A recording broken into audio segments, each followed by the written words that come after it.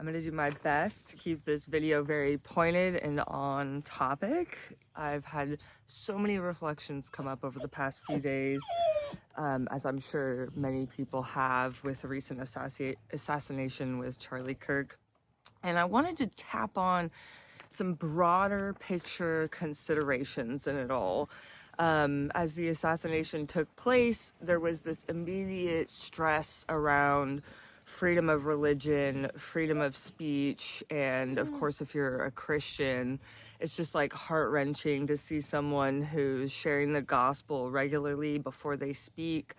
And then now that person was specifically targeted and killed.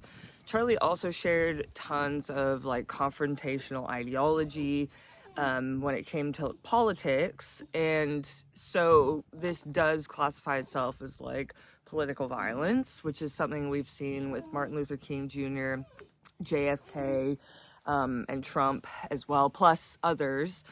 Those are just like the top of my mind.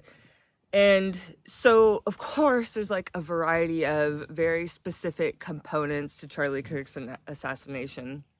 But what's really fascinating is what's happened in the public, what's happened with citizens in our country and the dialogue that's come up between us. On the biggest, most notable thing is that you have a lot of people who were emotionally dysregulated by Charlie Kirk's statements and belief system.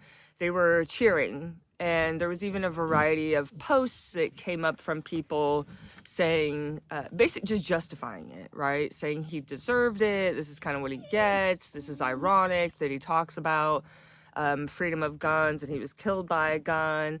And ultimately, like a lot of dehumanizing responses to the situation.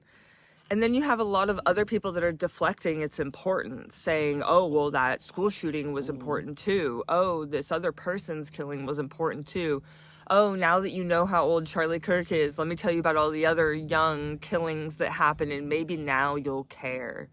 So there's a lot of what I don't even know what the proper term would be for that, but almost like minimizing the impact and the difference of Charlie Kirk's assassination.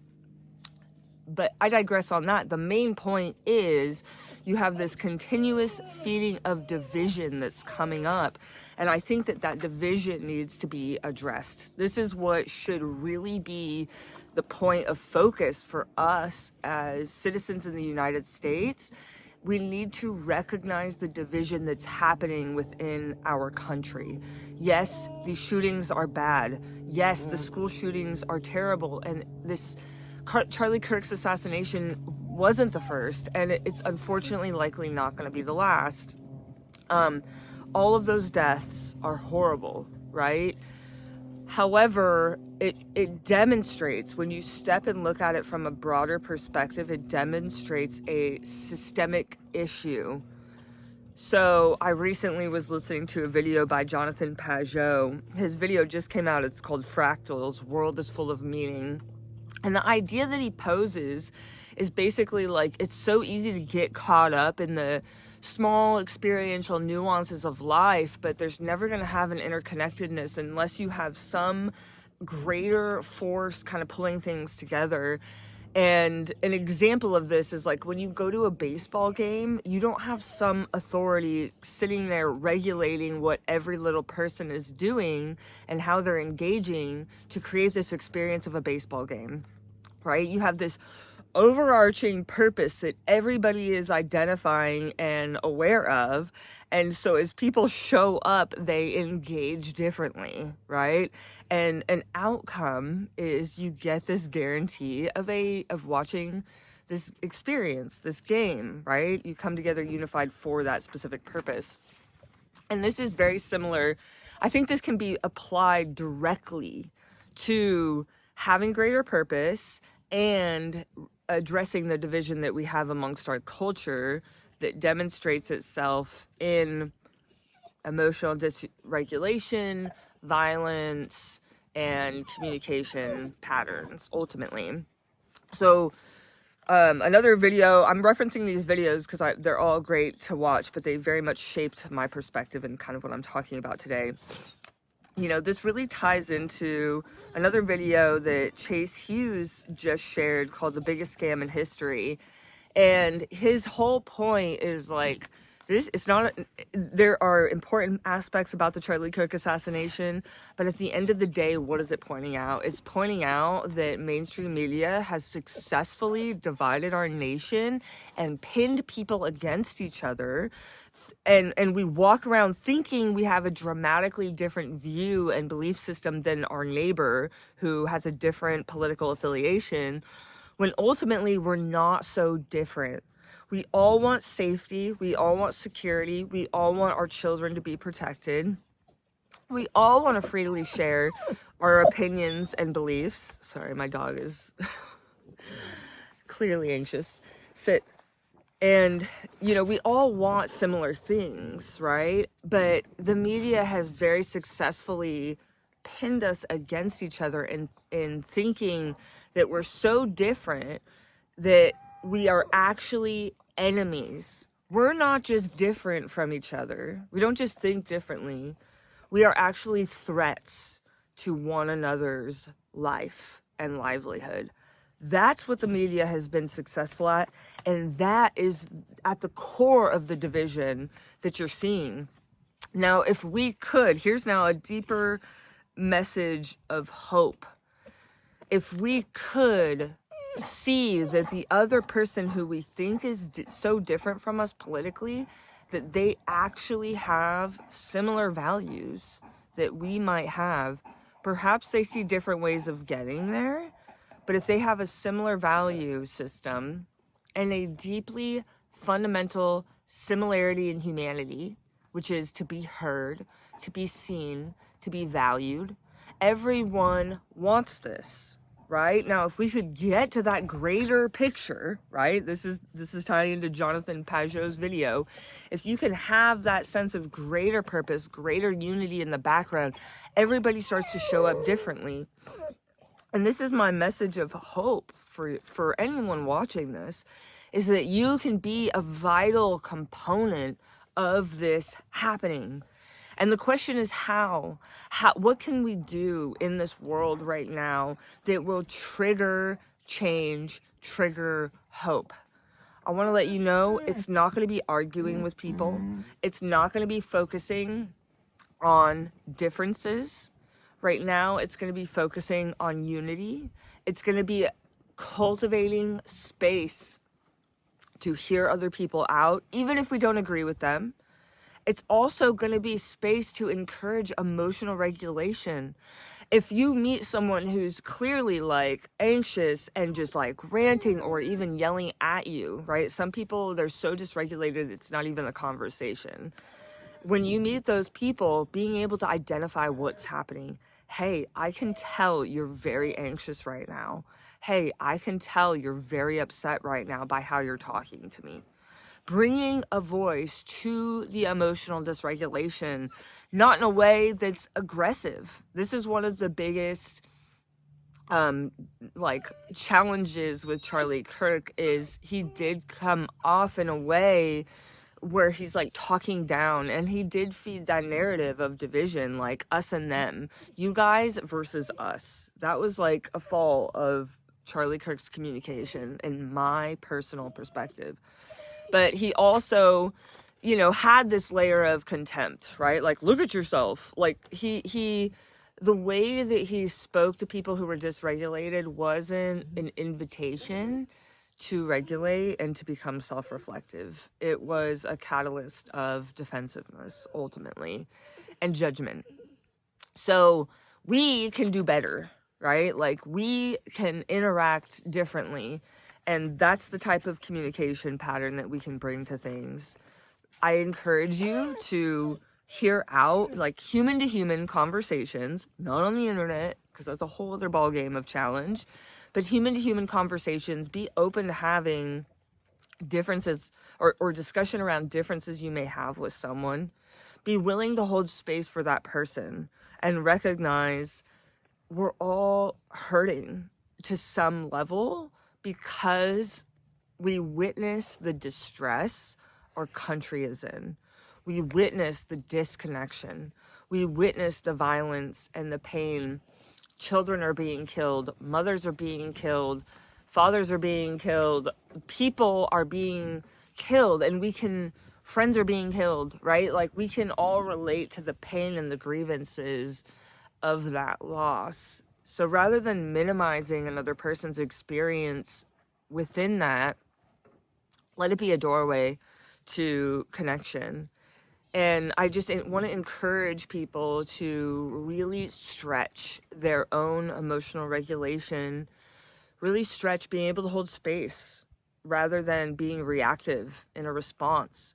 Take a moment to breathe, to gather your thoughts before responding to someone, and ask yourself, is this how I want to show up in the world? Is this the world I want to feed in my response? We are in a place of balancing confrontation and challenging other ideas with love and respect. It's not an either or. It's a skill on how to do both. We have to learn how to do both. We can be respectful, we can be loving, and we can challenge other people's ideas. That should be okay. But it's going to take a skill level to do that, and for it not to spiral and escalate. And we really have to watch out for layers of judgment, contempt, stonewalling, defensiveness. These are things we really have to be on the lookout for. It's going to start with your own personal emotional regulation. Whatever that practice is going to be number one. Number two is, how are you communicating with others? How are you initiating communication with others, first and foremost? But also, number two, how are you feeding communication with other people? Just remember, it's really hard to hear someone else out when you don't feel heard. That's helpful to know if you're on both sides. Maybe you're going to be in a conversation where you really don't feel heard. And just remember that it's going to be harder for that other person to hear you out when they don't feel heard. It's also going to be on the flip side. Maybe you're in a position where someone is coming at you and stifling your ability to share your perspective. That person is having a really hard time feeling heard. Now, it's not our job to be these processors in the world. This is the job of a clinical counselor, is to create space that is solely focused on that one individual person for them to process stuff. We can be that for our family and for our close friends, but there are other people in the world that's not your job to be that with, right? And your job may be more of just that, being that calm presence that's not reactive. And look, I can tell that you're upset by this. I can tell that this is really challenging for you. That's it. That maybe that's just your job in the conversation. Maybe it's not to have some sort of profound revelation from that person or to give to that person, right? There are going to be certain people who you can't necessarily have an in-depth conversation with, and that's okay. Show up in a way that nurtures unity and values communication and fosters a safe space for that other person to reflect. And rather than being reactive, be a demonstration of emotional regulation. I had to do this just the other day. It was less about me challenging opinions, and I was saying, please share resources with me. And I was very divisively communicated with after that, for asking for resources, for asking for more information and being curious. I was responded with very divisive, demeaning, dehumanizing communication. And I realized I just have to hold myself in a way that's not contributing to that. That I can be a calming, grounding force by not reacting in that situation. So that's what I want to encourage you with today, is our world, step back from this Charlie Kirk assassination and recognize our world is in a really challenging and difficult dynamic right now, and it's all because it's all stemming and rooted in this very divisive thinking, and we really do need to call on more emotional regulation and communication skills and more focus on unity at this point. Those 2 videos that I referenced in my chat today, I highly recommend you watch. Charles Hugh, The Biggest Scam, and Jonathan Pajot video on fractals, The World is Full of Meaning. Both are really great to like build some perspective in what's going on, and I highly recommend it. Now I want to end this video with an idea that was shared with me by my mother-in-law. And Jenny, if you're listening, you made it this far, I love you. You've impacted my life in such a deep and profound way. And the story is, she shared with me was that, you know, there's this little boy, he goes to the beach and there's all these starfish washed up on the beach, and the kid starts throwing them back one by one, and a person walks up and says, why are you wasting your time like throwing those starfish back? There's hundreds on this beach, like you're never going to get to all of them, you know. Your efforts really don't matter, like you're not going to have that big of an impact. And the kid took a starfish and threw it and said, well, it mattered to that one. And I want you to reflect on that as you face these challenges in life. Like sometimes it feels so big and it feels so much greater than us, and like it's so beyond our control. But every interaction you have, it could matter to that one person. It could impact the world through that one person. Don't minimize that. That is huge. That is life. That is the reality of life. We're not working on this big grand scale of impacting thousands and millions of people. Social media makes us think that we could have that ability, but that's not the average person. The average person is going to be impacted by one-on-one interactions and engagements. So let that be a note of hope as you move forward into something that might feel overwhelming or beyond you. And I encourage you to get out there, continue interacting, continue having conversations about this, continue focusing on unity, your emotional regulation, and your communication skills. Thank you for anybody who stuck around this far. Pray that God blesses you through this, and that we all can be blessed with knowledge of His spiritual understanding and God's will.